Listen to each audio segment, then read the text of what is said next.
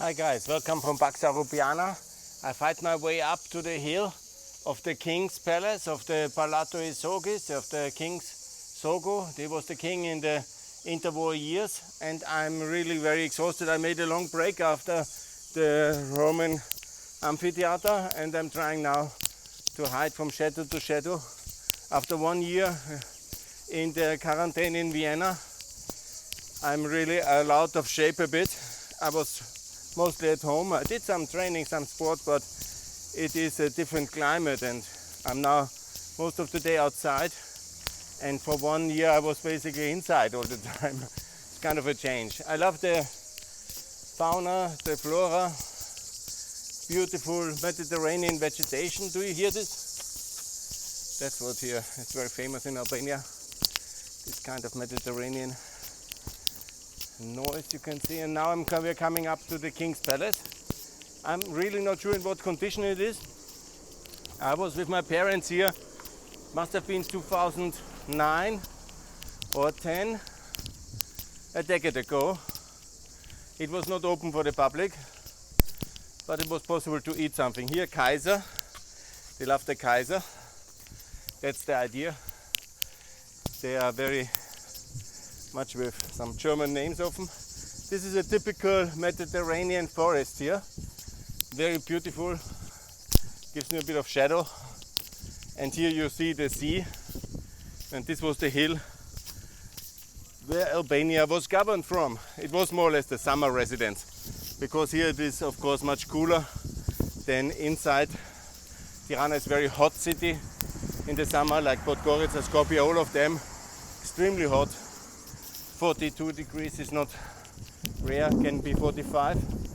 So all these inner Balkan cities are very hot. They have been moved. The reason Durres is not the capital was security, because obviously they didn't have a harbor here. Also they had a harbor here, but no navy. This you see the Durres Navy harbor. It's beautiful to see. That's where the Abu Dhabi will do the investment. I was a bit wrong. They seem not to fully remove the passenger terminal, I was told now. Thanks for all the comments on YouTube. I'm also learning. After 5-6 years I was not here. Now I was a bit here, but I worked until 2014 here. So it's another time, and some people say me everything has improved and Rama is good. I shouldn't pitch against him. Okay, maybe some things have improved, but it's also 8 years of work in a transition country. So given that it's 8 years, I really cannot see a lot of difference. Okay, they have now a plan to connect the highway to Porto Romano. That's the industrial harbor in the north. I checked it on Google. I didn't see it. But nevertheless, this is the heart, the pumping heart of the Albanian economy. It's Durres, the export harbor. That's of course very important. And here you see the villa. I promised you not too much. Let's see if it's open. I can just say, you know, Rama might have done something for the inner cities. For the infrastructure in general, he has done nothing. I can say that for sure.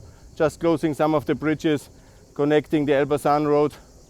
Maybe he has done something. The bypass in Flora. Okay, good, it's open now after 8 years. One city bypass in 8 years. We're paid by the internationals or funded by the internationals anyhow. Cannot see the major progress, but okay. Look, I'm happy that something is moving. And the cities, with the help of American Development Fund, American Albanian Development Fund, have really improved a lot. Tourists could benefit as well. That's actually where I live for these 2 weeks. Somewhere in one of these kulas. Kulas is here, the mountains, the big buildings. And that's the villa. Looks relatively closed again. But maybe I'm lucky, and there is a great museum here already. And Rama has really worked something. And the history is there to be presented to the international audience. I love it, it's really beautiful. You see, this is the pumping heart of the southern Mediterranean. So many ships out there waiting to bring their goods or to take goods from Durres. It's a very important harbor. So if Porto Romano should take that role, it's possible. I don't see a deep sea port there, but it can be a good industrial commercial harbor, and maybe to share the burden of logistics together with Durres in a commercial harbor, and then Bar to be the big deep sea port of the southern Adriatic. And obviously then a great future is ahead when the railway links, the motorway links, the energy links, the water links, everything works. That's of course then amazing, and we should do that. We are not so incapable. We have left Albania alone too long, and I hope now Europe is back, America is back, so must be, there's a bit of, you know, they have a lot of this,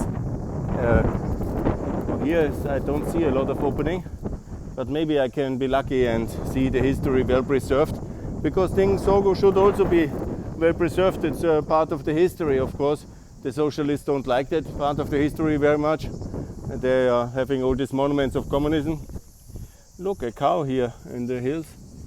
Yeah, here still a lot. And that's the tower you see from my apartment, yeah? That's actually the lightning tower on the top.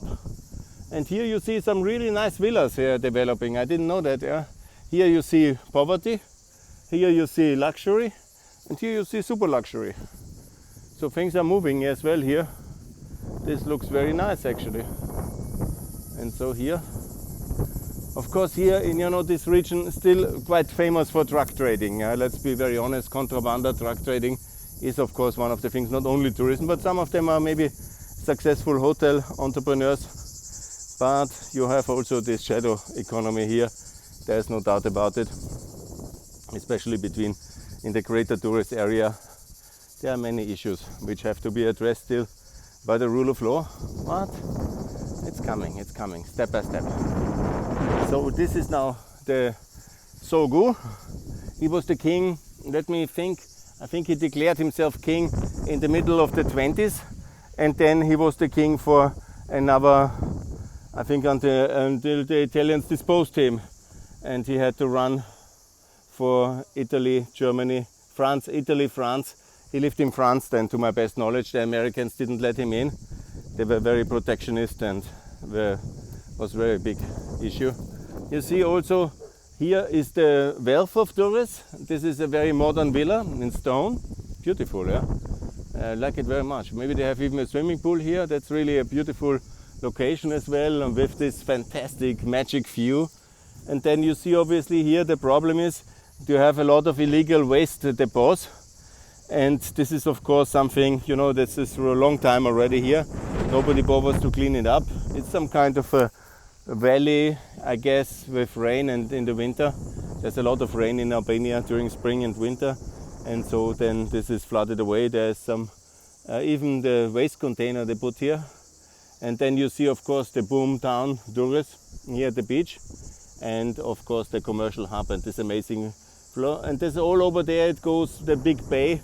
It's 22 kilometers best sand beach, and really very beautiful. And here obviously you see the Nouveau Riche with their beautiful palaces and villas here at the King's Hill. But you see also a lot of poverty, and I have not shown you in Skopje as well, the Roma and Sinti areas. They were very poor. I was shocked to see it below the castle hill. And here you see the other side without sea view. Of course, a vast land. This is basically the road to Tirana. This is the hills behind Tirana. You see also very well there is this middle hill still, where on the other side is the motorway, and that's part of the geography. And then behind the first level of hills, the big hills, and there they built Tirana in 1920-21, when the state was then started to be consolidated. The Italians defeated the Americans supporting independence, so they have decided to move away from Durres, where the ships of the Royal Navy and the Italians could project power, and they did regularly. They simply bombarded everything until they had the political will. That is so-called cannon boat diplomacy, if you can call it diplomacy. It's what the West has done for centuries. You go to the coastal cities, you put your ships up there, and you bombard the assets of poor nations into submissions until they do what you want. That was the British, French, Italian, German, you name it, that they always did, and they did it as well against Albania. So the decision of Esad Pasha, and this was the leader of Albania to my best knowledge, he was also from that region, basically from inner Albania, central Albania, from the area He was the big landowner, the Pasha, if you want, the nobleman from the Turkish times. He and his tribe, they have declared then Tirana the capital, and this is in between these hills. And so the logic was to be safe from the boats. It's about 30 kilometers inside. It also makes Tirana a very pleasant capital to live and to work for international, because you have Durres in front of the door. So we have lived once 6 weeks in one of the coastal villages here in Lalzit Bay, another bay in the north, and just commuting every morning in the summer into Tirana for work, and then back was of course fantastic. Yeah, it was really with small children. They stayed on the beach, and it was really very nice. I loved it. It was the summer of 2013, one of my best summers. Krona Berata, yeah, this is private property. Please don't throw your garbage on the private property. They have a table here. Here I can walk further up, but I'm a bit too hot for that. You see some newer developments, and you see the whole city of Durres. That's of course the poorer parts over there, and it's basically one big metropolis, and it will also grow together. Durres, Tirana, one big metropolis area. That's the long-term development plan. One, there's a fast train to public transport, of course, basically non-distance, no light train, no kind of speed train, and to connect Tirana with Durres. That's of course the priority to get this done. And then it looks totally different. And you know, obviously it has all the potential for being Florida. My friends from Portugal, from EDS, they posted on my post, hey, this is not Florida, Portugal is Florida. Of course, you know, Portugal looked like Albania in the 60s. Albania is like Portugal today, and it's just some years of difference. Of course, it will be also very nice here once everything is cleaned up according to EU regulation with EU funding. And if we don't do it, it will be staying like this, yeah? Because alone the progress is very hard to achieve and almost impossible. Oh, amazing Florida of Europe. Also Florida was very swampy and very poor before air conditioning, before the 60s and before things have developed. And so the things are like they are. So here my talk, dressed up as Ukrainian, I call for partnership with Ukraine. And that will be very good. I saw some Ukrainian tourists already today. I hope you liked it. And there's obviously much potential in cooperation in property, tourism, trade, agriculture, agro-food. And here I see a great future coming up.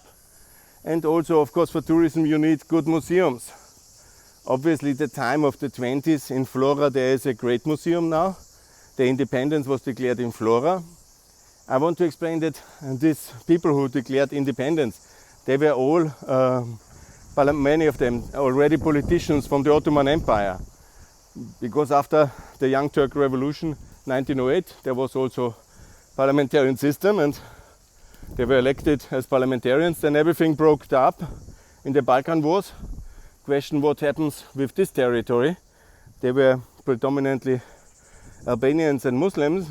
They absolutely didn't want to be under Belgrade and getting slaughtered in the second great Albanian genocide, which then was committed in 1213 and onwards, until in 15 no longer, because the big terror regime of the Serb army was when they reached Pristina in 1912 in October, and then they were defeated then in 1915 in November by the German army, and so consequently there was no ability of them for terror regime for the rest of the war, because they were defeated. But then they came back in 1918-19, and obviously they killed a lot of Albanians again for their religion and their ethnicity. And then gradually the Albanians could regain independence. And there's a lot of famous personality. I'm not so versed to tell you everything by heart. It's all online anyhow, if you are deeper interested. But Zogu was, of course, this is one of the wild dogs. He is, chasing me. They are peacefully mostly, so you don't have to be afraid. But it's a bit weird that the municipalities are not really collecting them, because there's thousands of wild dogs in the streets. Yeah, this is one of the wonderful palaces. You see, it's closed. It's with the communists, of course, were very much against nobility and monarchy. They let it rot.